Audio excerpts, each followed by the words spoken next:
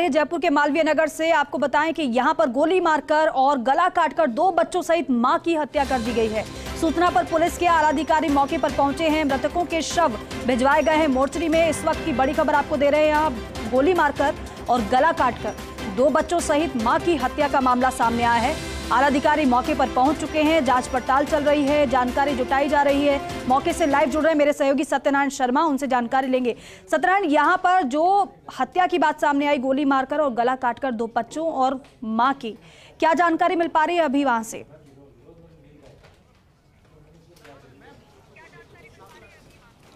दीपिका, देखिए, ये जो मकान आप देख रहे हैं, इस मकान के अंदर जो मृतक परिवार है वो यहाँ रहता था और एक महिला थी, उनके साथ में 2 बच्चे यानी कि 5 वर्ष का बालक और 2 वर्ष का बालक वो यहाँ मौजूद थे। उसके बाद में जो कहा जा रहा है कि चाकू से गला काटा गया है। हालांकि ये बात सामने आ रही है कि फायरिंग की गई है, लेकिन चाकू से गला काटा गया। चाकू से गला काटने के बाद में एक बार फायर भी की गई और फायर करने के बाद में जो आरोपी है वो पहले ऊपर फर्स्ट फ्लोर पर गया, उसके बाद में यहाँ मौके से वो फरार हो जाता है।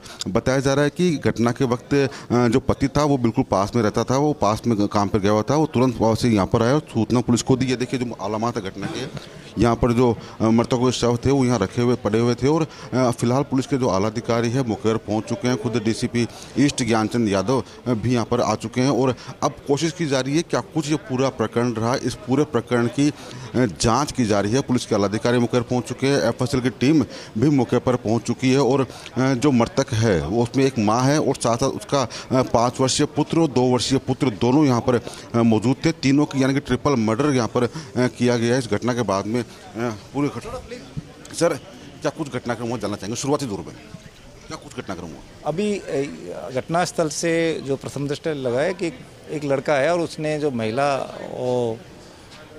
जो अपने रूम में सो रही थी और 2 बच्चों के साथ में चाकू गोद के उसकी हत्या की है।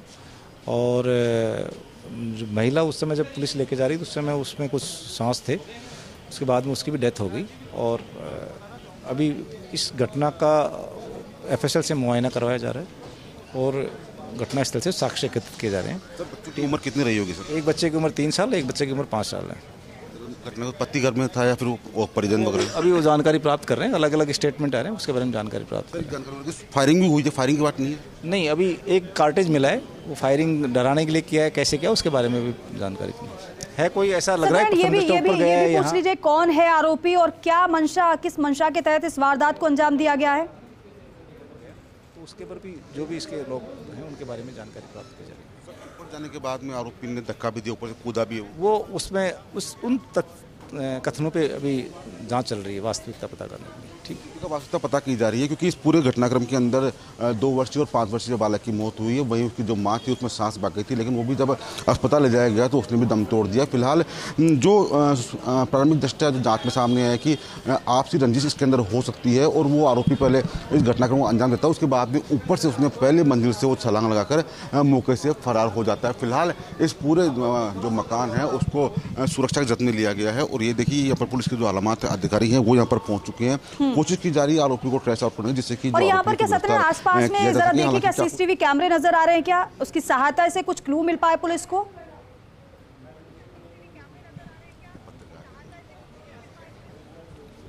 देखिए, बताना चाहूँगा आपको कि ये जो मकान है एक मध्यम वर्गीय जो कॉलोनी होती है उसके अंदर स्थित है। यहाँ पर सीसीटीवी कैमरे दूर दूर तक नहीं है। ऐसे में पुलिस इस कॉलोनी के आसपास जो दुकान है, जो पेट्रोल पंप है, जो शराब की दुकान है, वहाँ लगे हुए जो कैमरे हैं वो खंगालने का प्रयास कर रही है, जिससे कि आरोपी को ट्रेस आउट किया जा सके। लेकिन सबसे बड़ी बात यह है दीपिका कि इस पूरी घटनाक्रम के बाद में जो इलाका है उसके अंदर भय का माहौल भी है। हम दिखाना चाहेंगे आपको, देखिए पूरे जो इलाका है उसको यहाँ पर सीज कर दिया गया है। ये जो कॉलोनी वासी है इनको दूर ही रोक दिया गया है, जिससे कि जो सबूत है सबूत नष्ट ना हो। हालांकि इस पूरे घटनाक्रम के बाद में इलाके में भय फैल गया है। फिलहाल पुलिस के आला अधिकारी मौके पर पहुंच चुके हैं और कोशिश की जा रही है आखिरकार क्या कुछ कारण रहा। लोग भी वहां पर खड़े हुए हैं, किसी से बातचीत करने की कोशिश करेगा? क्या पुलिस ने किसी से बातचीत की है? क्या किसी ने कुछ बताया है, देखा है कौन था आरोपी, किसने ये मर्डर किया है?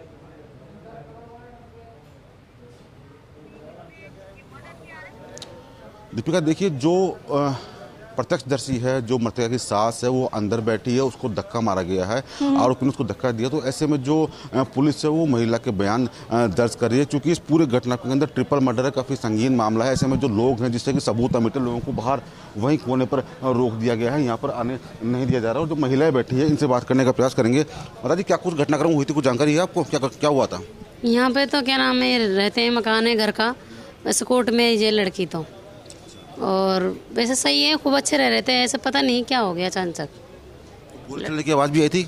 नहीं, ऐसे तो हमको तो नहीं आई, हम तो ऊपर किराए से रहते हैं, हमको नहीं आई। आए जानू तो खेल खत्म, भग गए तो मार गए। 2 बच्चे भी साथ में थे?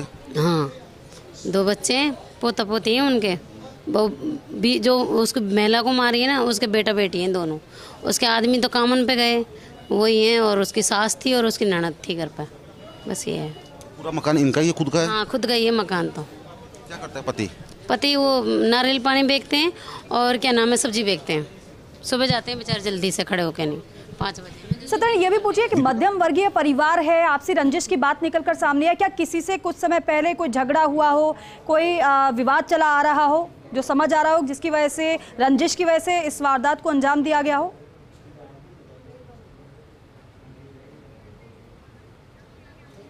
देखिए, हमने इनसे बात करी, उनका साफ कहना था कि आज तक इन दोनों के रंजिश की बात नहीं सुनी थी, क्योंकि महिला का जो विवाह हुआ था वो लव मैरिज हुई थी। और अब पुलिस का जो शक है वो जताया जा रहा है कि हो सकता है कि कोई प्रेम प्रसंग महिला का रहा हो, और उस चक्कर के अंदर जो आरोपी है उसने पूरे जो गणित जो है इसको घटना को अंजाम दिया है।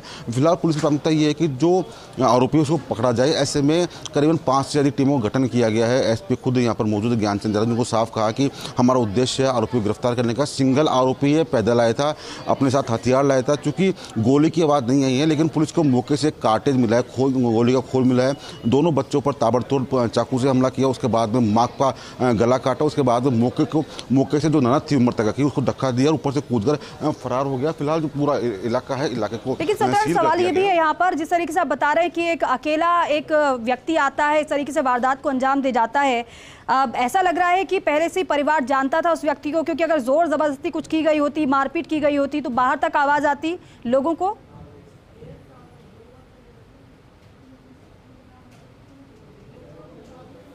बिल्कुल दीपिका, देखिए, जो प्रथम दृष्टया जांच में सामने है कि आरोपी यहाँ पर आता है, आने के बाद में अंदर घुसता है, अंदर घुसने के बाद में जो बच्चे पलंग पर सो रहे होते हैं उनके ऊपर ताबड़तोड़ चाकू से हमला करता है। उसके बाद में जो माँ होती है उसका मौके पर ही गला काट देता है। हालांकि गोली की आवाज़ नहीं आती, लेकिन फिर भी एक कार्टेज मिला है, तो माना जा रहा है कि फायरिंग जरूर हुई है। ये तो पोस्टमार्टम सामने हो पाएगा कि कितनी गोली मारी है, लेकिन पुलिस को मौके से कार्टेज मिला है। फिलहाल इस पूरे मामले के संगीन मामला दीपिका, जयपुर शहर के अंदर काफ़ी दिनों बाद इस प्रकार का ट्रिपल मर्डर देखने को मिला है। ऐसे में पुलिस के आलाधिकारी मौके पर पहुँच चुके हैं, लेकिन इस घटना के बाद में जो इलाका है, इस पूरे इलाके के अंदर एक दहशत का माहौल है, भय का माहौल है। तो ऐसे में इस माहौल को दूर करने के लिए पुलिस के जो आलाधिकारी हैं वो यहाँ पर पहुंच चुके हैं, और आसपास के जो लोग हैं उनसे जानकारी जुटाई जा रही है, जिससे कि पूरे मामले का पर्दाफाश किया जा सके और जो आरोपी है उसको गिरफ्तार किया जा सके। अच्छा, किस हथियार का इस्तेमाल किया गया है सत्यनारायण, कुछ बता रही है पुलिस क्या? क्योंकि ट्रिपल मर्डर हुआ है, क्या अकेला एक व्यक्ति इस तरीके से ट्रिपल मर्डर को अंजाम दे सकता है? पुलिस क्या कह रही है?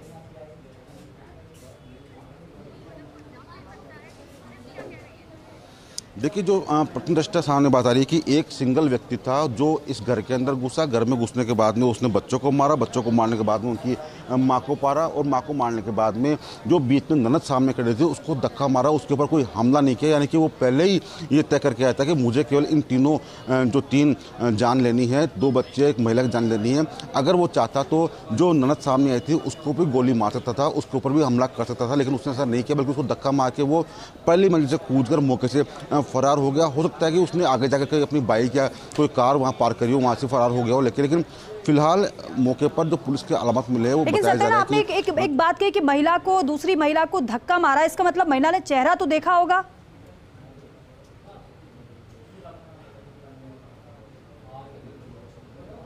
बिल्कुल महिला ने चेहरा भी देखा है और वो महिला इतनी डरी हुई है। ऐसे में जो पुलिस की आलाधिकारी है वो अंदर उसके बयान दर्ज करी है और साथ साथ अगर ज़रूरत पड़ेगी तो जो आरोपी है उसका स्केच भी बनाया जाएगा। लेकिन शुरुआती दौर के अंदर 3 टीमों का गठन किया गया है। तीनों टीमों को रेलवे स्टेशन और सिंधी कैंप बस स्टैंड में भेजा गया है, जिससे कि अगर आरोपी वहाँ से फरार होने का प्रयास करे तो गिरफ्तार किया जा सके। जो सूत्र बता रहे हैं हमारे कि आरोपी को ट्रेस आउट कर लिया गया है। हालांकि पुलिस के आलाधिकारी ने कैमरे पर कुछ भी नहीं कहा, लेकिन जो सूत्र कह रहे हैं कि हमारे की जो आरोपी उसको ट्रेस कर लिया गया है, उसकी गिरफ्तारी जल्द की जाएगी। दीपिका, ठीक है सत्यनारायण, बहुत शुक्रिया पूरी जानकारी के लिए, तस्वीरों के लिए। तो